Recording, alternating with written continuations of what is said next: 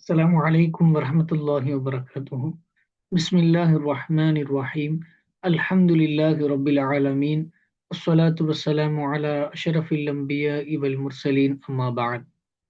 உசுலு ஷாஷியினுடைய 35ஆம் நாள் பாடத்தில் நாம் இருக்கிறோம். இந்த பாடங்களில் முத்தகாபிலாத்துகளை பற்றி ஒவ்வொரு நாள் பாடங்களிலும் நாம் படித்து வருகிறோம். ஜாமியா ரகீப் எஜுகேஷனல் ட்ரஸ்டின் சார்பாக பல தீன் மற்றும் துன்யவியான பல்வேறு சேவைகள் தொடர்ந்து நடைபெற்று வருகிறது. இந்த சேவைகள் எந்தவித தொய்வும் இன்றி நடைபெறுவதற்கு தங்களால் முடிந்த உதவிகளை என்றும் செய்யுமாறு கேட்டுக்கொள்ளப்படுகிறது. துவா செய்யுங்கள், இன்னும் ஆதரவு தாருங்கள். நன்மையில் ஒன்று சேர்வோம், முந்திக் கொள்வோம். உங்களுடைய மேலான நன்கொடைகளை எங்களுக்கு நீங்கள் வழங்க விரும்பினால் இங்கே அக்கவுண்ட் டீடைல்ஸ் கொடுக்கப்பட்டுள்ளது. இதில் இந்த வங்கியில் நீங்கள் செலுத்துவதன் மூலமாக உங்களுடைய சதக்காக்களையும் நன்கொடைகளையும் எங்களுக்கு வழங்க முடியும். இன்னும் இங்கே QR கோடும் கொடுக்கப்பட்டுள்ளது. இதை ஸ்கேன் செய்வதன் மூலமாகவும் தங்களுடைய மேலான நன்கொடைகளை எங்களுக்கு வழங்க முடியும். அல்லாஹ் ரபுல் ஆலமீன் நம்மை நன்மையில் முந்திக் கொள்ளக்கூடிய கூட்டத்தில் ஆக்குவானாக. இருலகத்திலும் பயன்பெறும் கூடிய பயன் தரக்கூடிய மக்களாக அல்லாஹ் நம் அனைவரையும் ஆக்கியருள் வாழிப்பானாக. ஆமீன் ஆமீன் யா ரப்பல் ஆலமீன். உசுலு ஷாஷியினுடைய 35ஆம் நாள் பாடத்தில் நாம் இருக்கிறோம். நாம் இந்த உசுலு ஷாஷியினுடைய கிதாபில் பல்வேறு பாடங்களை படிப்படியாக ஒவ்வொன்றாக படித்து வந்து கொண்டிருக்கிறோம். இன்றைய பாடத்தில் ஹஃபியை குறித்தும் முஷ்கிலை குறித்தும் அதனுடைய விளக்கங்கள், அதனுடைய தாரீஃப்கள், வரையறைகள், அதற்கான குர்ஆன் ஹதீஸினுடைய உதாரணங்கள், அதனுடைய சட்டங்கள் என்று பல்வேறு விஷயங்களை நாம் தெரிய இருக்கிறோம். நீண்ட நாள் பாடத்திற்கு பிறகு மீண்டும் இந்த பாடத்தை காண வரக்கூடிய நபர்கள் ஒரு அடிப்படையான விஷயங்களை விளங்கிக் கொள்ள வேண்டும். உசூலு ஷாஷி, உசூலுல் ஃபிக்ஹ், மார்க்க சட்டங்களினுடைய அடிப்படைகளை தெளிவாக விளக்கக்கூடிய ஒரு அற்புதமான கிதாப். மற்ற கிதாபுகளை போன்று வெறும் மஸ்அலாக்களை, வெறும் தாரீஃப்களை, வரையறைகளை மட்டும், டெஃபினிஷன்களை மட்டும் சொல்லிவிட்டு போகாமல் உசூல் ஷாஷியினுடைய சிறப்பம்சமே ஒவ்வொன்றிற்கும் குர்ஆனில் இருந்தும் ஹதீஸில் இருந்தும் பல்வேறு வகையான உதாரணங்களை உசூலு ஷாஷி மூலம் நாம் தெரிந்து கொள்ள முடியும். இந்த கிதாபில் ஆரம்பமாக பாசுல் அவ்வல், குர்ஆனை பற்றிய ஆய்வுகள், ஆராய்ச்சிகள் இப்பொழுது பேசப்பட்டு கொண்டிருக்கிறது. நாம் தொடக்கத்தில் இருந்து பார்த்திருப்போம் என்றால் 3 வகையாக இந்த வகையினர்களை பிரித்திருப்பார்கள். முதலாவது கிஸ்மில் ஒரு வார்த்தை வைக்கப்பட்டதுடைய அர்த்தம் மொழியில், லுகத்தில் அல்லது உருஃபில், வளமையில் எதற்காக வைக்கப்பட்டதுடைய அடிப்படையில் ஒரு வார்த்தையை எப்படியெல்லாம் அலசி ஆராய்ந்தார்கள் என்று நாம் பார்த்திருப்போம். இரண்டாவது கிஸ்மில் அது பயன்படுத்தப்பட்டதனுடைய அடிப்படையில் எப்படியெல்லாம் ஒரு வாக்கியம் பயன்படுத்தப்படுகிறது என்பதை உசூல் ஷாஷியிலிருந்து நாம் படித்திருப்போம். மூன்றாவது இப்பொழுது நாம் படித்துக் கொண்டிருப்பது அந்த வார்த்தையின் அர்த்தம் வெளிப்படுவதை வைத்து, ஒரு வார்த்தை அதனுடைய அர்த்தம் எந்த அளவிற்கு மிக எளிமையாக எல்லோருக்கும் விளங்குகிறது அல்லது எந்த அளவிற்கு மறைபொருளாக அந்த வார்த்தை இருக்கிறது என்பதை இந்த முத்தகாபிலாத்தினுடைய பாடங்களில் நாம் படித்து வருகிறோம். ஹஃபி என்றால் என்ன? ஹஃபி என்பதை தெளிவாக முதலில் நாம் அர்த்தம் விளங்கி வைத்திருப்போம். மறைவானது மறைந்த பொருளாக இருப்பது என்பதை நாம் விளங்கி வைத்திருப்போம். இந்த முத்தகாபிலாத்தினுடைய பாடத்தில் முதலில் நாம் படித்து வந்த கடந்த பாடத்தில் நாம் லாகிர் தெளிவானது, நஸ்ஸு அதற்காகவே கொண்டு வரப்பட்டது, முஹக்கம், முஃபஸ்ஸர் என்று 4 இனங்களை பற்றி படித்திருப்போம். அடுத்ததாக இப்பொழுது அந்த 4ற்கும் நேர் எதிராக இருக்கக்கூடிய ஹஃபி, முஷ்கிலு, முஜ்மலு, முத்தஷாபகு, இந்த 4ஐ பற்றி நாம் படிக்க இருக்கிறோம். இப்படி லாகிர், நஸ்ஸு, முஹக்கம், முஃபஸ்ஸர் இந்த 4லும் ஒன்னை விட மற்றொன்று மிகவும் புரியக்கூடியதாக, தெளிவாக விளங்கக்கூடியதாக இருக்கும். இதற்கு பல்வேறு உதாரணங்களை குர்ஆனிலிருந்தும் ஹதீஸ்களிலிருந்தும் நாம் பார்த்திருப்போம். அடுத்ததாக இந்த 4ற்கும் நேர் எதிராக வரக்கூடிய, முத்தகாபிலில் வரக்கூடிய 4ஐ தான் இன்றைய பாடங்களில் இன்ஷா அல்லாஹு தஆலா நாம் காணவிருக்கிறோம். அதில் முதலாவது தான் ஹஃபி என்பது. லாகிர் என்பது எப்படி எல்லோருக்கும் தெளிவாக விளங்கக்கூடியதாக இருக்கிறதோ அதற்கு நேர் மாற்றமாக கொஞ்சம் மறைவான அர்த்தத்தை கொண்டிருக்கக்கூடியதுதான் இந்த ஹஃபி என்பது. இந்த ஹஃபியை விட இன்னும் நாம் விளங்க முடியாமல் கொஞ்சம் கஷ்டப்படுவது, அர்த்தம் மூடலாக இருப்பதுதான் முஷ்கில் என்பது. இந்த முஷ்கிலை விட இன்னும் மூடலாக இருப்பதுதான் முஜ்மல் என்பது. அந்த முஜ்மலை விட இன்னும் மூடலாக இருப்பதுதான் முத்தஷாபக் என்பது. ஆக குர்ஆன் ஹதீசுகள் என்பது எல்லோருக்கும் எல்லா வார்த்தைகளும் விளங்க முடியும், எந்த அறிஞர் பெருமக்களுடைய உதவியும் இல்லாமல் எல்லோராலும் விளங்கிக் கொள்ள முடியும் என்றல்ல. காரணம், நினைப்பவர்கள் என்ன நினைத்துக் கொள்கிறார்கள் என்றால் எல்லாமே லாகிராக இருக்கும், எல்லாமே நஸ்ஸை போன்று இருக்கும், எல்லாமே முஃபஸ்ஸராக இருக்கும், எல்லாமே முஹக்கமாக இருக்கும் என்று நினைத்துக் கொள்கிறார்கள். ஆனால் அப்படி அல்ல.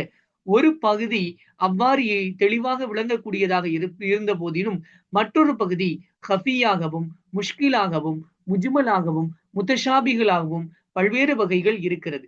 இந்த எல்லா இனங்களை பற்றி நாம் தெரிந்து கொண்டால்தான் குர்ஆன் ஹதீஸை சரியான முறையில் ஆய்வு செய்யக்கூடிய திறமை என்பது இருக்கும். அது இல்லாமல் இவைகளை நாம் தெரிந்து கொள்ளாமல் எல்லாவற்றிற்கும் மேலோட்டமாக நாம் நம்முடைய மனதில் தோன்றிய அர்த்தங்களையும் தான் தோன்றித்தனமாக சிந்திப்போமேயானால் அது நம்மை வழிகேட்டில் கொண்டு சேர்க்கும் என்பதில் எந்தவித ஐயமும் இல்லை. என்றால் ஹஃபி என்றால் என்ன? அதனுடைய தஅரீஃப் என்ன? முஷ்கில் என்றால் என்ன? அதனுடைய தஅரீஃப் என்ன? என்பதை பற்றி தான் இன்ஷா அல்லாஹு தஆலா இந்த பாடத்தில் நாம் காண இருக்கிறோம். அதற்கான 3 உதாரணங்கள், ஹஃபீக்கு 3 உதாரணங்களை இமாம் ரஹ்மத்துல்லாஹி அலைஹி அன்னவர்கள் கொண்டு வருவார்கள். முதலாவதாக அர்த்தம் மறைந்திருக்கிறது என்றால் சிறுக்கத்தினுடைய உதாரணத்தை சொல்லுவார்கள். திருட்டுதல் என்றால் எல்லா திருட்டும் ஒரே வகையான திருட்டா? திருட்டில் பல்வேறு வகைகள் இருக்கிறது, திருடர்களுக்கு பல்வேறு வகையான பெயர்கள் இருக்கிறது, அதுவெல்லாம் எதில் சேரும் என்று ஒரு மிகச்சிறந்த ஆய்வை வெளிப்படுத்துவார்கள். அதே போன்று இன்று பரவி வரக்கூடிய மிகவும் மோசமான ஒரு விஷயம்தான் எல்ஜிபிடிக்யூ கம்யூனிட்டி என்கின்ற ஓரினச் சேர்க்கையாளர்களும் அதுபோன்ற இயற்கைக்கு மாற்றமான செயல்களை செய்யக்கூடியவர்களுடைய ஒரு கூட்டமைப்பு உலகின் பல்வேறு பகுதிகளில் பரவி வருகிறது.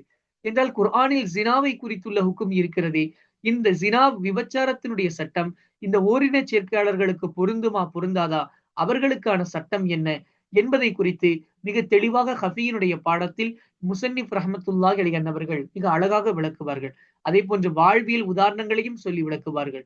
முஷ்கிலுக்கான உதாரணத்தையும் ஒரு வாழ்வியல் உதாரணத்தை சொல்லி மிக தெளிவாக விளக்குவார்கள். நாம் முன்னரே சொல்லி இருந்ததை போன்றுதான் உசூலு ஷாஷி என்பது வெறும் அப்படியே வரும் தயாரிப்புகளை வரையறைகளை சொல்லி நகர்ந்து விடாமல் ஒவ்வொன்றிற்கும் தெளிவான உதாரணங்களை சொல்லி அது மிக தெளிவுபடுத்தக்கூடியதான ஒரு அழகான கிதாபு தான் உசூல் ஷாஷி.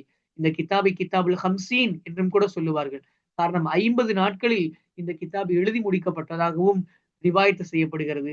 இன்னும் 50வது வயதில் இது எழுதப்பட்டதாகவும் சொல்லப்படுகிறது. ஆனால் இத்துணை ஆண்டுகளுக்கு முன்பாகவே இப்படி ஒரு அற்புதமான கிதாபுகள் எழுதப்பட்டது. நம்முடைய இஸ்லாத்தில் எவ்வளவு இமாம்கள் உழைத்திருக்கிறார்கள், இஸ்லாத்தில் கல்வியின் முக்கியத்துவம் என்ன என்பதை மிக தெளிவாக நமக்கு பறைசாற்றுகிறது. இந்த ஹஃபியான ஒரு வார்த்தை குர்ஆனில் ஹதீஸில் வந்திருக்கிறது என்றால், அல்லது வாழ்வியல் வார்த்தைகளில் வந்திருக்கிறது என்றால் அதற்கான சட்டம் என்ன? ஒரு முஷ்கிலான வார்த்தை குர்ஆனில் ஹதீஸிலோ அல்லது நம்முடைய வாழ்வியலிலோ வந்திருக்கிறது என்றால் அதற்கான சட்டம் என்ன என்று பல்வேறு விஷயங்களை இந்த ஒரு பாடத்தில் முசன்னிப் ரஹ்மத்துல்லாஹி அலைஹி அன்னவர்கள் நமக்கு சொல்லித் தருவார்கள். அவைகளை நாம் தெளிவாக இன்ஷா அல்லாஹ் விளங்குவோம். அல்லாஹ் ரப்பல் ஆலமீன் தெளிவாக விளங்கும் பாக்கியத்தை நம் அனைவருக்கும் வழங்குவானாக. வாருங்கள் பாடத்திற்குள்ளே செல்வோம். பாருங்கள், முதலாவது ஹஃபியினுடைய தஅரீஃபை முசன்னிப் ரஹ்மத்துல்லாஹி அலைஹி அன்னவர்கள் விளக்குகிறார்கள். ஃபல் ஹஃபியு மா ஹஃபியல் முராது பிஹி பி ஆரிலின் லா மின் ஹைசு ஸீகதி. ஹஃபி என்றால் என்ன என்ற கேள்விக்கு பதிலாக முசன்னிப் ரஹ்மத்துல்லாஹி அலைஹி அன்னவர்கள் இந்த இபாரத்தை நமக்கு வழங்குகிறார்கள். பாருங்கள், ஃபல் ஹஃபியு, ஹஃபி என்பதாகிறது மா ஒரு வார்த்தையாகும். எத்தகைய வார்த்தை? ஹஃபியல் முராது பிஹி, அந்த வார்த்தையை கொண்டுள்ள நாட்டம் மறைந்திருக்கும். எவ்வாறு மறைந்திருக்கும்? பி ஆரிலின், வேறு ஒன்றை பொருத்தி பார்ப்பதை கொண்டு. அம்ருன் ஹாரிஜியுன், வெளியில் உள்ள ஒரு காரியத்தை நாம் தொடர்புபடுத்தி பார்ப்பதை கொண்டால் இந்த வார்த்தை மறைந்திருக்கும். லா மின் ஹைசு ஸீகதி, மாற்றமாக அது தன்னின் வடிவத்தில், அதனுடைய வடிவத்தில் அடிப்படையில் எந்தவித குழப்பமும் இருக்காது. அதனுடைய லுகத்து அர்த்தம், மொழி அர்த்தம் எல்லோருக்கும் விளங்கக்கூடியதாக இருக்கும். அது அறியப்பட்டதாக இருக்கும், குறிப்பானதாக இருக்கும். ஆனால் ஒரு ஆறிலான காரியம், ஒரு அம்ருன் ஹாரிஜியுனான வேறு ஒரு காரியத்தோடு நாம் தொடர்பு படுத்தி பார்க்கும் பொழுது கொஞ்சம் சற்று சந்தேகங்கள் நமக்கு வரும். இந்த வார்த்தைக்கு இயற்கையில் இந்த அர்த்தம் இருந்தாலும் இந்தோடு நாம் தொடர்பு படுத்தி பார்க்கும் பொழுது இது இரண்டும் சமமாக இருக்கிறதா, அல்லது அதைவிட இது கூடுதலாக இருக்கிறதா, அல்லது அதைவிட இது குறைவாக இருக்கிறதா என்று பல்வேறு சந்தேகங்கள் நமக்கு வரும். உதாரணமாக நான் முன்னே சொன்னதை போன்று விபச்சாரத்தை நாம் எடுத்துக்கொள்ளலாம். இந்த விபச்சாரத்தில் விஷயத்தில் இந்த ஓரின சேர்க்கை என்பது விபச்சாரம் ஆகுமா ஆகாதா என்று நமக்கு சந்தேகம் வரும். நமக்கு விபச்சாரம் என்றால் உடனே புரியும், ஜினா என்றால் உடனே புரியும். இது லாகிரான விஷயம். இந்த ஓரின சேர்க்கை என்பது விபச்சாரத்தில் உட்படுமா உட்படாதா என்பது கஃபியான விஷயம். ஒரு உதாரணத்துக்காக சொன்னேன். அப்போ அது தன்னுடைய சீகா, தன்னுடைய வடிவத்தில் எந்தவித ஹஃபாவும் எந்தவித ஹிஃபாவும் இருக்காது. ஆனால் வேறு ஒரு காரியத்தோடு நாம் தொடர்படுத்தி பார்க்கும் பொழுது அதில் சில ஹஃபீகள் வரும். அதுதான் அந்த ஹிஃபாகுகள் வரும். அந்த மறைபொருளாக வரக்கூடியதைத்தான் ஹஃபி என்று முசன்னிப் ரஹமத்துல்லாஹி என்பவர்கள் குறிப்பிடுகிறார்கள். அதனுடைய உதாரணம் பாருங்க. மிசாலுஹு அதனுடைய உதாரணம் ஆகிறது பி கவுலிஹி தஆலா, அல்லாஹு தஆலாவினுடைய இந்த கவுலில் வரக்கூடியதை போன்றாகும். அல்லாஹு தஆலாவுடைய கவுல் என்ன? வஸ்ஸாரிகு வஸ்ஸாரிகத்து ஃபக்தவு ஐதியஹுமா. சூரத்துல் மாயிதாவினுடைய 38வது ஆயத்தில் திருடன் திருடி இந்த 2 பேர் ஆகிறவர்களும் ஃபக்தவு நீங்கள் வெட்டுங்கள் ஐதியஹுமா அந்த 2 பேருடைய கரங்களை வெட்டுங்கள் என்று அல்லாஹ் ரப்பல் ஆலமீன் நமக்கு சட்டம் சொல்லி இருக்கிறார். இப்பொழுது நமக்கு தெரியும் சாரிக் திருடன் என்பவன் யார்? திருட்டு தொழிலை செய்பவன். திருடி என்பவளும் திருட்டு தொழிலை செய்பவள். லுகத்திலும் அதே அர்த்தம்தான், ஷரஈலும் அதே அர்த்தம்தான். ஆனால் சிலர் இருக்கிறார்கள். தொர்ரார் என்று சிலர் கூட்டங்கள் இருக்கிறார்கள். நப்பாஷ் என்று சில கூட்டங்கள் இருக்கிறார்கள். இவர்களை அரபிகள் வெளிப்படையாக சாரிக் என்ற வார்த்தையை பயன்படுத்தாமல் தொர்ரார் நப்பாஷ் என்று பயன்படுத்துகிறார்கள். நம்மளே பார்த்திருப்போம். நம்ம வீட்டுல ஒரு பொருளை திருடிட்டு போயிட்டான், அவனுக்கு பொருள் திருடுன்னு நம்ம ஒரு தனி வார்த்தையை சொல்ல மாட்டோம். அவனுக்கும் திருடன் தான் சொல்லுவோம். ஒரு போனை திருடிட்டு போயிட்டான், அது குறிப்பாக நம்ம எல்லாத்தையும் சொல்லாம ஒரு குறிப்பான ஒரு வார்த்தை திருடன் என்பதையாகவே நாம் சொல்லிவிடுகிறோம். பொதுவான ஒரு வார்த்தையை சொல்லிவிடுகிறோமே தவிர குறிப்பாக அந்த திருடன் இந்த திருடன் என்று குறிப்பிடுவதில்லை. ஆனால் சிலரை நாம் குறிப்பிடுகிறோம். அவர்கள் தான் இந்த தொர்ராரும் நப்பாஷும். தொர்ரார் என்றால் பிட்பாக்கெட் அடிப்பவனுக்கு சொல்லப்படும். நப்பாஷ் என்றால் அது கஃபன் திருடனுக்கு சொல்லப்படும். இந்த ஆயத்தில் சிறுக்கத்து செய்பவனே நீங்கள் கரங்களை வெட்டுங்கள், திருடுபவனே கரங்களை வெட்டுங்கள் என்றால் அந்த திருட்டு சாரிக் என்பதில் இந்த தொர்ராரும் நப்பாஷும் உட்படுவானா என்பதுதான் இங்கே கேள்வி. பாருங்க, இன்னஹு அல்லாஹு தஆலாவுடைய இந்த கவுல் லாகிருன், நிச்சயமாக அல்லாஹு தஆலாவுடைய இந்த கவுல் லாகிருன் ஃபி ஹக்கிஸ் சாரிகி, சிறுக்கத்து செய்யக்கூடிய திருடனுடைய விஷயத்தில் இது தெளிவானதாகும், வெள்ளிடை மலையானதாகும். ஆனால் கஃபியன் ஃபி ஹக்கி தொர்ராரி வன் நபாஷி, பிட்பாக்கெட் அடிக்கக்கூடிய தொர்ராரின் விஷயத்திலும் நப்பாஷினுடைய விஷயத்திலும் இது கஃபியாக இருக்கிறது, மறைபொருளாக இருக்கிறது. காரணம், நம்ம சிற்கத்துனா என்னன்னு முதல்ல தெரிஞ்சுக்கணும். சிற்கத்து என்றால் என்ன? அஹ்து மாலின், ஒருவனுடைய பணத்தை எடுப்பது. எந்த முஹத்தரமின், மதிப்புள்ள, முஹரசின், பாதுகாக்கப்பட்ட, இப்படிப்பட்ட ஒரு பொருளை எடுப்பது ஹுஃபியத்தன், அவனுக்கு தெரியாமல். நம்ம பாக்குறோம், வீட்டுல நம்ம தூங்கிட்டு இருப்போம், திருடன் வந்து திருடிட்டு போயிடுவான். நமக்கு தெரியாமல் நம்முடைய பொருளை எடுத்து கொண்டு போகுவான். இதுதான் சிற்கத் என்பது. இமாம் ரஹமத்துல்லாஹி அலைஹி அன்னவர்கள், பல ரஹிமஹுமுல்லா இமாம்கள் நமக்கு தயாரிப்புகள் சொல்லித் தருகிறார்கள். சிற்கத் என்றால் அஹ்து மாலின் முஹத்தரமின் முஹரிசின் ஹுஃபியத்தன், ஒருவருக்கு தெரியாமல் மதிப்பு மாண்பும் உள்ள ஒருவருடைய பாதுகாக்கப்பட்ட பொருளை அவருக்கு தெரியாமல் கைப்பற்றிக் கொள்வது, எடுத்துக் கொள்வதுதான் சிற்கத் என்று சொல்கிறார்கள். இந்த தயாரிப்பை நாம் விளங்கி வைத்தால் இந்த தொர்ராரும் இந்த நப்பாஷும் இதில் உட்படுவார்களா இல்லையா என்பதை நம்மால் வேறு பிரித்து அறிய முடியும். எனவே முதல்ல நம்ம ஒவ்வொன்றினுடைய தயாரிப்புகளை தெரிந்து வைத்துக் கொள்ள வேண்டும். தர்ரார் பாருங்க, தர்ரார் என்றால் யாரு? பிட்பாக்கெட் அடிப்பவன். பிட்பாக்கெட் அடிக்கிறவன் என்ன செய்யறான்? ஒருவனுக்கு தெரியாமல் அவனுடைய மதிப்புள்ள ஒரு பொருளை எடுத்து அவன் பாதுகாக்கக்கூடிய ஒரு பொருளை அவனுக்கு தெரியாமல் எடுத்துக் கொள்கிறான். முழுமையாக பொருந்தும். அதே நேரத்துல முழுமையாக பொருந்துங்கிறத விட ஒரு படி மேலேயே பொருந்தும். ஏன்னா பொதுவான திருடர்கள் என்பவர்கள் நம்முடைய வீட்டில் உள்ள பொருளை எடுப்பவர்கள். நம்ம தூங்கிட்டு இருப்போம், அந்த நேரத்துல வந்து திருடிட்டு போவாங்க.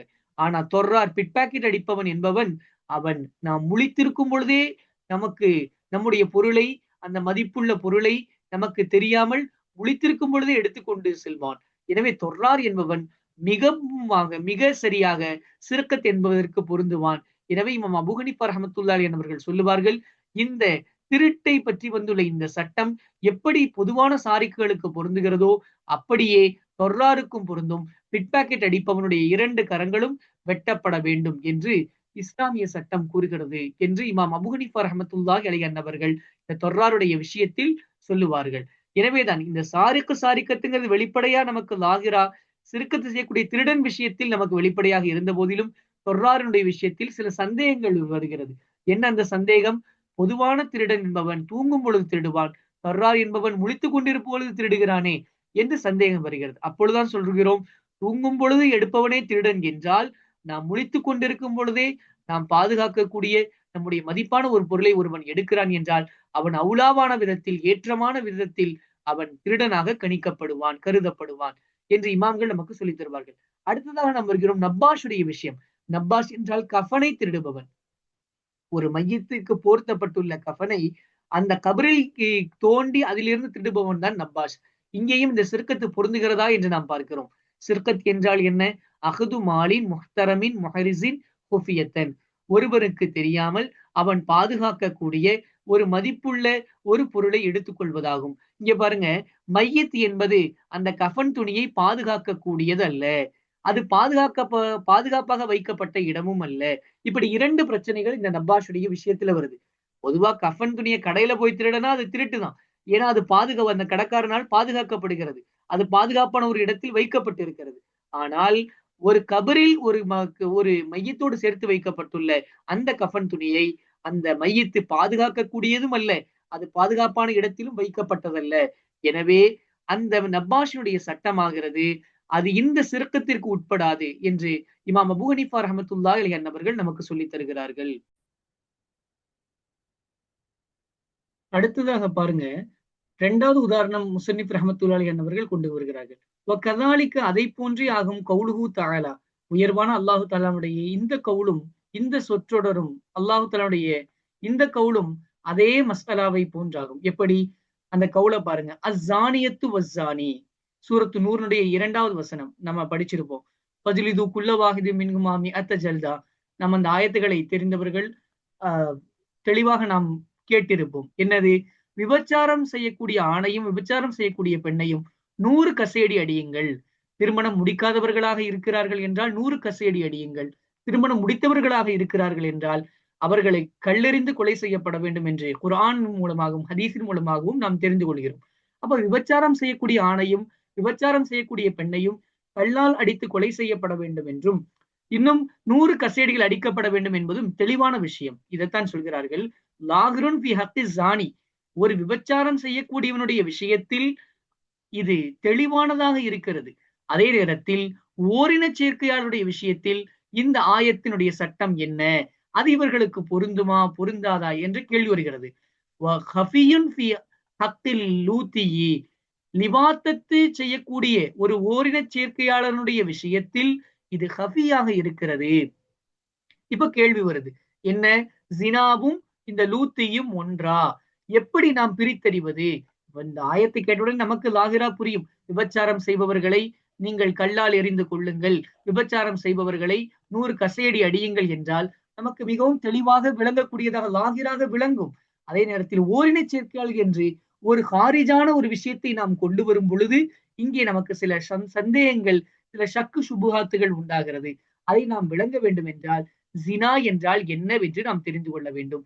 இமாம் பெருமக்கள் சொல்லித் தருவார்கள், அஸ்ஸினா, ஜினா என்பது தலாவு ஷஹவத்தின் இச்சையை தீர்த்து கொள்வதாகும்.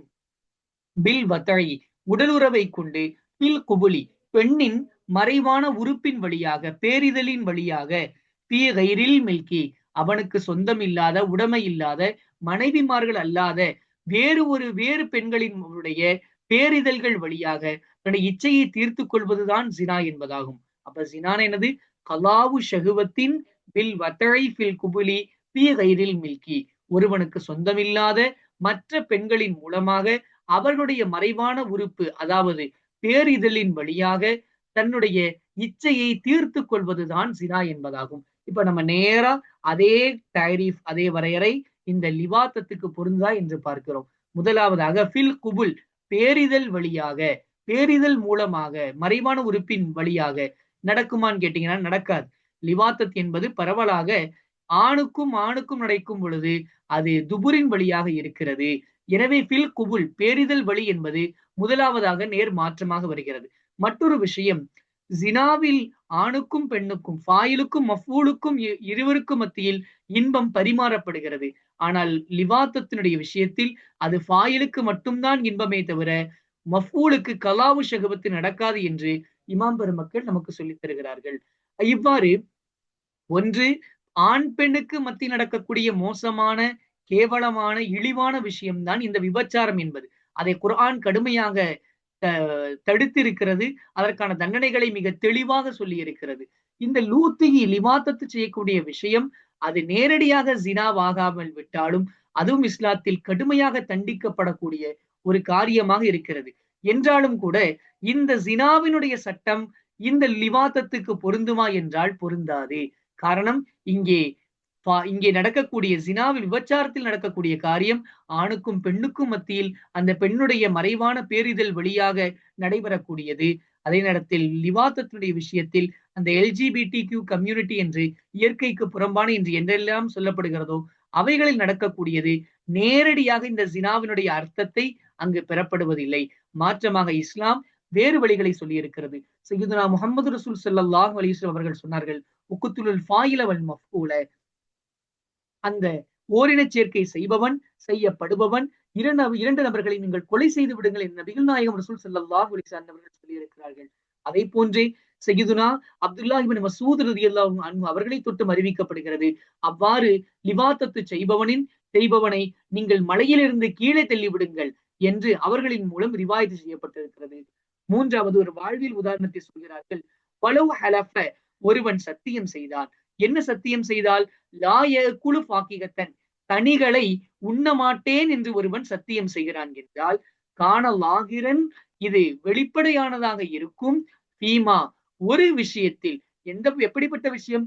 எத்தஃபத்தஹு பிஹி, அதை கொண்டு ருசி எடுக்கப்படுமே, ருசி பார்க்கப்படக்கூடிய விஷயத்தில், இன்பம் எடுக்கப்படக்கூடிய விஷயத்தில் அது தனியாக கவனிக்கப்படும். அதே நேரத்தில் ஹஃபியின் ஃபி ஹக்கில் ஐனபி வர்ரும்மான், மாதுளம்பழத்தின் விஷயத்திலும் திராட்சையினுடைய விஷயத்திலும் இது ஹஃபியாக இருக்கும் என்று முஸன்னிஃப் ரஹ்மத்துல்லாஹி அன்ஹு சொல்கிறார்கள். இங்கே ஒரு விளக்கத்தை நாம் விளங்க வேண்டும். ஃபாக்கிஹத் என்றால் என்ன? காலை உணவு இல்லாமல் வெறும் ருசிக்காகவும் இன்பத்திற்காகவும் ஒன்று எடுக்கப்படுகிறது என்றால் அதை ஃபாக்கிஹத், உண்ணப்படுகிறது என்றால் அதை ஃபாக்கிஹத் என்று அரபியில் சொல்லப்படும். உதாரணமாக தர்பூசணி, அது போன்றுள்ள மாம்பழம், இது போன்றுள்ள விஷயங்களை ஃபாக்கிஹத்தினுடைய இனத்தில் சேர்க்கலாம். அதே நேரத்தில் எதுவெல்லாம் உணவாகவே கருதப்படுமோ, சாப்பிடுறப்ப நம்ம ஒரு பிளேட் நிறைய சாப்பாடுன்னு சொல்லி நம்ம தர்பூசணியை வெட்டி வச்சிருந்தா இது சாப்பாடு இல்லை, இது பழம் என்று சொல்லுவார்கள். காரணம் அதுதான் வளமை. ஆனால் சில ஊர்களில், சில நாடுகளில், மற்ற நாட்டவுடைய கலாச்சாரத்தை பார்க்கும் பொழுது நம்முடைய கலாச்சாரத்திலிருந்து முற்றிலும் வேறுபடுகிறது.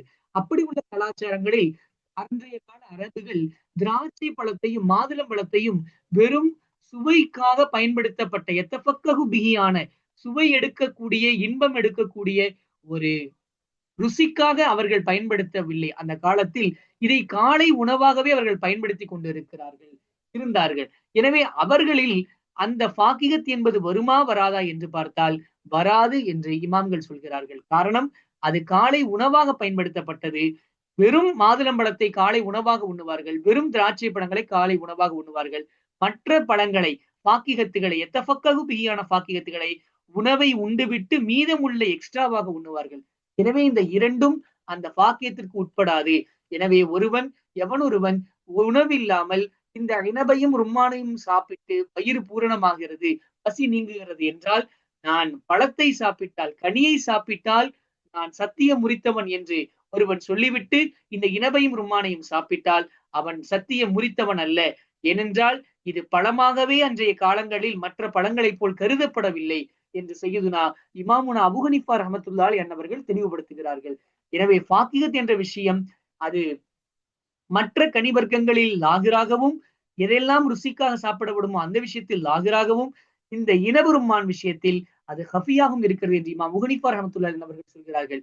அதே நேரத்தில் அவர்களுடைய இரண்டு பிரதான மாணவர்களான இமாம் அபு யூசுப் ரஹ்மத்துல்லாஹி அவர்களும் இமாம் முஹம்மது ரஹ்மத்துல்லாஹி அவர்களும் இருவரும், இல்லை, இந்த இரண்டும் அது ஃபாக்கியத்தில் வரும். காரணம், அது காலை உணவாக உண்ணப்பட்டாலும் அதிலிருந்தும் ருசி எடுக்கப்படக்கூடிய ஒரு சாதாரணமான உணவாகத்தான் அதுவும் இருக்கிறது, தனக்கும் அதிலிருந்து கிடைக்கிறது என்று இரண்டு சாஹிபெண்கள் இருவரும் நமக்கு சொல்லித் தருகிறார்கள். எனவே அவன் திராட்சை பழத்தையும் மாதுளம்பழத்தை சாப்பிட்டாலும் கூட அவன் சத்தியத்தை முறித்தவன் ஆகுவான் என்று இமாம் பெருமக்கள் நமக்கு சொல்லித் தருகிறார்கள். அடுத்ததாக இதனுடைய சட்டம் என்ன என்று சொல்கிறார்கள். ஹுக்குமுல் ஹஃபி, ஹஃபியினுடைய சட்டமாகிறது உஜூபு தொலபி, அதனுடைய அர்த்தத்தை தேடுவது கட்டாயமாகும். காரணம், அந்த அர்த்தம் கிடைக்க பெற்றால்தான் இது அதற்கு கலந்துள்ள மற்றவர்களிலிருந்து நம்மால் பிரித்தெடுக்க முடியும். ஹத்தா யசூல அன்ஹுல் ஹிஃபாஉ, அந்த மறைபொருள் நீங்கும் வரை நாம் தேடுவது நம்மின் மீது கட்டாயமாகும். அடுத்ததாக முஷ்கிலை பற்றி முசன்னிப் ரஹ்மத்துல்லாஹி அவர்கள் விளக்குகிறார்கள். அம்மல் முஷ்கிலு, முஷ்கிலை பொறுத்தவரையும் பகுவ, முஷ்கில் என்பதாகிறது மா ஒரு வார்த்தையாகும். இஸ்தாத ஹிஃபாஅன் அலல் ஹஃபியி, ஹஃபியை விட அங்கே மறைபொருள் என்பது இஸ்தாத அதிகமாகி இருக்கக்கூடிய ஒரு வார்த்தையாகும். ஹஃபிக்கு மேல ஹஃபி. நான் சொன்னேன் இல்லையா, முதல்ல ஹஃபி, இரண்டாவது முஷ்கில், மூணாவது முஜ்மல், நாலாவது முத்தஷாபி. ஒன்றை விட மற்றொன்று மிகவும் கடினத்தில் அதிகமாகிக் கொண்டே போகும். அர்த்தம் விளங்காமல் அர்த்தம் கடினமாகிக் கொண்டே போகும். அப்படி முஷ்கிலை பொறுத்தவரையிலும் அது ஒரு வார்த்தை. எப்படிப்பட்ட வார்த்தை? ஹஃபியை விட ஹிஃபாஉ மிக அதிகமானது. எந்த அளவிற்கு என்றால் அன்னஹு பஅதமா ஹஃபிய அல சாமிஇ, பொதுவாக ஹஃபியை பொறுத்தளவு அது கேட்கக்கூடிய சாமியுக்கு தான் விளங்காமல் இருக்கும். அதுக்கு பிறகு அதனுடைய அர்த்தத்தை, அதனுடைய தாரீஃபை, வரையறை வைத்து நம்மால் பிரித்தெடுக்க முடியும். ஆனால் முஷ்கிலை பொறுத்தளவு அப்படி நம்மால் பிரித்தெறிய முடியாது. அவ்வாறு ஒரு சாமிக்கு குழப்பம் வந்து அவன் அதனுடைய இனங்களில் பிரித்து பார்த்தாலும் கூட, தாரீஃபை வைத்து பிரித்து பார்த்தால் கூட, அதனுடைய மற்ற உதாரணங்களிலோடு இதுவும் கலந்து போய்விடும். தனியாக பிரித்தெடுக்க முடியாது. இரண்டாவது முறை மீண்டும் அவன் ஆழ்ந்து சிந்திப்பதின் மூலமாகத்தான் முஷ்கிலை பிரித்தெடுக்க முடியும். பாருங்க, கன்னகு பகதமா ஹஃபி அல சாமிஐ, ஒரு கேட்கக்கூடியவனின் மீது மறைபொருள் ஆனதற்கு பிறகு எது மறைபொருள் ஆனது? ஹகீகத்துஹு, அதனுடைய ஹகீகத், அந்த வார்த்தையின் ஹகீகத்து கேட்பவனின் மீது மறைந்ததற்கு பிறகு தகலபி அஷ்காலிஹி வம்சாலிஹி, அதனுடைய இணைகளின் மீதும் அதனை போன்றுள்ள ஒத்த வடிவங்களின் மீதும் அது நுழைந்து விடும். ஏற்கனவே நமக்கு கேட்கிறவனுக்கு புரியாது. அவ்வாறு தாரீஃப் மூலம் நம்ம பிரிச்சு எடுத்தா கூட அடைய அம்சாலுகள் அஷ்காலுகள் இது நுழைந்து விடும். எந்த அளவிற்கு என்றால் ஹத்தா லா யனாலல் முராது, நாடப்பட்ட அர்த்தத்தை அவன் பெற்றுக்கொள்ள மாட்டான். இல்லா பித்தொலபி, தேடுவதின் மூலமாகவே, தும்மபித் தஅமுலி, பிறகு சிந்திப்பதின் மூலமாகவே தவிர, சிந்திப்பதை கொண்டும் தேடுவதை கொண்டுமே தவிர அதனுடைய அர்த்தம் விளங்கவே படாது என்று இமாம் முசன்னிப் ரஹ்மத்துல்லாஹி என்பவர்கள் நமக்கு சொல்கிறார்கள். அப்போ நமக்கு ஹஃபியை பொறுத்தளவு தேடனா போதும், அடைய தாரீஃபை தேடனா போதும், நமக்கு விளக்கம் கிடைச்சிடும். ஆனா முஷ்கிலை பொறுத்தளவு தேடினால் மட்டும் போதாது, அதற்கு பிறகு சிந்திக்கவும் வேண்டும். இதை நதுருல் அவ்வல், நதுருல் சானி என்று இரண்டு வார்த்தைகளை கொண்டு மற்ற கிதாபுகளில் பயன்படுத்துவார்கள். ஹத்தா எத்தமையஸ அன் அம்சாலிஹி, அதனுடைய அம்சாலுகள் இணை துணைகளை விட்டும் அது பிரித்தறியும் வரை தேடுவதை கொண்டும் சிந்திப்பதை கொண்டுமே தவிர அதனுடைய முராது என்பது அடைந்து கொள்ளப்படாது. அந்த அளவிற்கு கடினமான ஒன்றுதான் முஷ்கில். அதனுடைய உதாரணம் சொன்னா நமக்கு எளிமையா புரியும் பாருங்க. இப்ப நலீருஹு, அதனுடைய அந்த முஷ்கிலினுடைய உதாரணமாகிறது, அதை போன்ற இணையாகிறது பில் அஹ்காமி, வாழ்வியல் சட்டங்களில் ஒரு உதாரணம் சொல்றாங்க. இதா ஹலஃப, ஒருவன் சத்தியம் செய்தான், லா யஅ்ததிமு, நான் இதாம்னு சொன்னா குழம்புக்கு சொல்றது. ஆனா இந்த இடத்துல நம்ம வந்து தொட்டுக்கொள்வதுங்கிற ஒரு அர்த்தம் வச்சா நமக்கு ரொம்ப நம்முடைய தமிழ்நாட்டு நடைமுறைக்கு ரொம்ப ஈஸியா வழங்கும். லா யஅ்ததிமு, அவன் உணவுக்கு தொட்டுக்கொள்ள மாட்டான் என்று ஒருவன் என்ன பண்ணுகிறான்? சத்தியம் செய்கிறான். நான் சாப்பிட்டா நான் எதையும் தொட்டுக்க மாட்டேன். அதாவது அசல் அர்த்தம் கேட்டீங்கன்னா குழம்பு ஊத்திக்க மாட்டேன்னு வரும். லா யஅ்ததிமு, அவன் குழம்பு சேர்த்துக் கொள்ள மாட்டான் என்று ஒருவன் சத்தியம் செய்கிறான். இப்ப இன்னகு லாதிருன் ஃபில் ஹல்லி வத்துப்சி, இது ஹல்லு விஷயத்திலும் சிர்காவினுடைய விஷயத்திலும் தபுசு, தபுசு என்றால் பேரித்தம்பழத்தினுடைய சாறு, இவைகளின் மூலம் அல்லது அது போன்றவனுடைய ஜூஸ், இதுக்கு தபுஸ் என்று சொல்லப்படும். இந்த தபுசினுடைய விஷயத்திலும் ஹல்லினுடைய விஷயத்திலும் அரபுகள் இதை சாதாரணமாக ரொட்டிக்கு கூடை குழம்பாக பயன்படுத்தி கொண்டது. ஹல்லையும் இந்த தபுசையும் தான் பயன்படுத்தி கொண்டிருந்தார்கள். பேரித்தம்பழத்தினுடைய ஜூஸையும் அதை போன்று சிர்காவையும் பயன்படுத்தி கொண்டிருந்தார்கள். ஒருவன் லா யஅ்ததிமு, நான் இனிமேல் தொட்டுக்கொள்ள மாட்டேன், குழம்பு ஊத்தி கொள்ள மாட்டேன் என்று சொன்னால் இந்த இரண்டு விஷயத்திலும் இது லாகிராக இருக்கும். இன்னமாக முஷ்கிலுன், அதே நேரத்தில் இது முஷ்கிலாக இருக்கும் பில் லஹ்மி, கரியுடைய விஷயத்திலும், பொரித்த கரியை தொட்டுக்கொண்டால் அதனாலதான் இங்க சொன்ன லா யஅ்ததிமுக்கு நீங்க குழம்புன்னு அசல் அர்த்தம் இருந்தா அதை வச்சுங்க, இந்த இடத்துல மாட்டுவோம். லா யஅ்ததிமு, தொட்டுக்கொள்ள மாட்டான் என்று. இது ஃபில் லஹ்மி, கரி, கரினா இறைச்சி, இறைச்சியை இறைச்சியை தொட்டுக்கொள்ளக்கூடிய விஷயத்திலும், பைலி, இன்னும் முட்டையை தொட்டுக்கொள்ள விஷயத்திலும், அதை போன்று வல் ஜுபனி, பன்னீரை தொட்டுக்கொள்ளக்கூடிய விஷயத்திலும் இது முஷ்கிலாக இருக்கிறது. ஏனென்றால் நம்ம முதல்ல விளங்கணும். முதல்ல நம்ம அதே மாதிரி தாரீஃப் தேடுறோம். முதல்ல என்ன கேட்கிறோம்? இதாம்னா என்ன? குழம்புனா என்ன? அல்லது கூட்டு. நான் அதான் சொன்னேன் தொட்டுக்கிறது. தொட்டுக்கிறதுனா என்னன்னு சொன்னா, அதை தனியாக சாப்பிட முடியாது. அதை ரொட்டிக்கு பிற்பாகத்தில் சேர்த்துதான் சாப்பிட முடியும். அப்படி ஒண்ணு இருக்கும். ஆனால் இந்த லஹ்மு பாருங்க, அதை தனியா சாப்பிட முடியும். பயிலு முட்டையை தனியா சாப்பிட முடியும். பன்னீரை தனியா சாப்பிட முடியும். இவைகளை சீஸ் இவைகளை போன்று தனியாக சாப்பிடக்கூடியது இதில் பொருந்துமா பொருந்தாதா என்று ஒரு கேள்வி வரும். அத்தாய துலுபி மயனல் ஏத்திதாம் ஏத்திதாம் தொட்டுக்கொள்வது குழம்பு ஊற்றுவதனுடைய அர்த்தத்தில் நாம் தேடும் வரை சும்மையத்த அம்மல பிறகு அவன் சிந்திக்கும் வரை முதலில் ஹத்தாய துலுப அந்த சாமியை தேட வேண்டும். மயனல் ஏத்திதாமுடைய அர்த்தத்தில் அவன் தேடுவான். சும்மையத்த அம்மல பிறகு ஆழ்ந்து சிந்திப்பான். என்னவென்று சிந்திக்க வேண்டும்? அன்னதாளிக்கல் மகனா அந்த இதாமனுடைய மகனா குழம்பு அல்லது தொட்டுக்கொள்வதனுடைய மகனா ஹல் யூஜது ஃபில் லஹமி வல் பைரி வல் ஜுபனி அந்த பன்னீரிலும் அந்த முட்டையிலும் அந்த கரியிலும் பெறப்படுகிறதா என்று அவன் சிந்திக்க வேண்டும். அம்லா அல்லது பெறப்படவில்லையா என்று சிந்திக்க வேண்டும். அவ்வாறு பெறப்படுகிறது என்றால் அதுவும் இந்த இதாமினுடைய சட்டத்திற்கு உட்படும். பெறப்படவில்லை என்றால் இதாமுடைய சட்டத்திற்கு உட்படாது. இமாம் அபூ ஹனீஃபா ரஹ்மத்துல்லாஹி என்பவர்கள் சொல்லுவார்கள், இல்லை இவைகள் பெறப்படாது என்று தெளிவாக சொல்லுவார்கள். அதை நாம் இமாம் பஸ்தவி ரஹமத்துல்லாஹி என்னுடைய கிதாபுகளில் பார்க்கும் பொழுது மிக தெளிவாக விளங்கக்கூடியதாக இருக்கும். இவ்வாறு முஷ்கிலை குறித்தும் அதே போன்று முன்பு நாம் படித்த அந்த ஹஃபியை குறித்தும் நாம் தெரிந்து கொள்ள வேண்டும். இந்த இரண்டு இனங்களும் இரண்டு வகைகளும் குர்ஆனிலும் ஹதீஸிலும் பல இடங்களில் வரும். அவைகளை நாம் விளங்கி வைத்துக் கொண்டால்தான் நம்மால் தெளிவாக குர்ஆனையும் ஹதீஸையும் இமாம்களுடைய கவுலுகளையும் விளங்க முடியும். மாற்றமாக நாம் தான் தோன்றித்தனமாக சிந்தித்து நம்முடைய மனதில் உள்ளதை எல்லாம் நாம் வெளிப்படுத்துவோமேயானால் வழிகேடே மிஞ்சும். அல்லாஹ் ரப்புல் ஆலமீன் நம் அனைவரையும் பாதுகாப்பானாக. வாஹிர் தஅவானா அல்ஹம்துலில்லாஹி ரப்பில் ஆலமீன். அஸ்ஸலாமு அலைக்கும் வரஹ்மத்துல்லாஹி வபரகாத்துஹு.